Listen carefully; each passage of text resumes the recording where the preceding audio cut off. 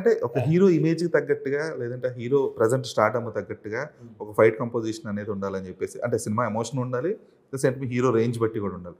So అంటే ఇండస్ట్రీలో ఒక కామన్గా వినిపించే డైలాగ్ ఏంటంటే, ఎంత పెద్ద హీరో అయితే అన్ని తలలు లగాలి, ఎంత పెద్ద సినిమా అయితే అంత 100 మంది ఇలా తన్నులు తినాలనే కైండ్ ఆఫ్లో ఎప్పుడు కూడా అరే ఇది అనవసరమేమో అని చెప్పేసి మీరు ఎప్పుడైనా చెప్పడానికి ట్రై చేస్తారా సార్ డైరెక్టర్స్? చెప్పండి ఏంటంటే అమ్మ మన కథే చెప్పుద్ది, అది కథకు మించి వెళ్తా ఉంటే బౌండరీ దాటినట్టు.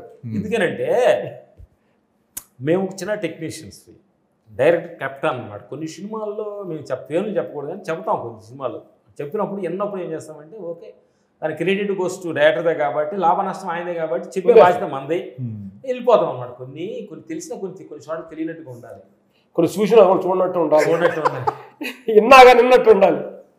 అది చేస్తాం అప్పుడప్పుడు చేస్తాం అన్నమాట. అప్పుడు చేస్తేనే ముందుకు వెళ్ళగలుగుతాం. మేము చెప్పి అందరూ చేస్తే మంచిది, అందరూ చేయాలి, ఆప్షన్ ఉండదు ఇంకా. మన ఫ్యామిలీ సక్రంగా వెళ్ళాలి, కుటుంబాలు సక్రంగా, మనం చేసే పనికాడ సక్రంగా మన జీవితాన్ని సాగం చేయాలంటే కొన్ని ఎన్నట్టు ఉండాలి. ఎందుకంటే అన్నిట్లో ఏలు పెట్టి మనం పెంట అవ్వాల్సిన అవసరం లేదు.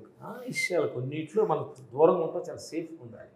కొన్ని విషయాలు మనం తెలియదు చెబుతాం, వినలేదా ఓకే, ఎందుకు అన్నీ అదే బాగుండొచ్చాము చెప్తే కరెక్ట్.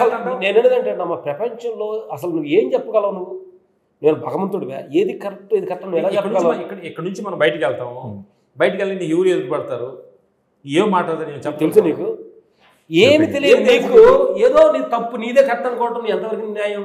అందుకని ఏదో చేసుకుంటూ వెళ్తున్నప్పుడు ఒకటి మంచి జరుగుద్ది, చెడు జరగవచ్చు. అవును, చెడుని యాక్సెప్ట్ చేసుకొని అలా దానిలో పాఠం నేర్చుకొని అలా చెడపని చూసుకోవటమే మనిషి పని, మనిషి జన్మ. నిజమే. అంటే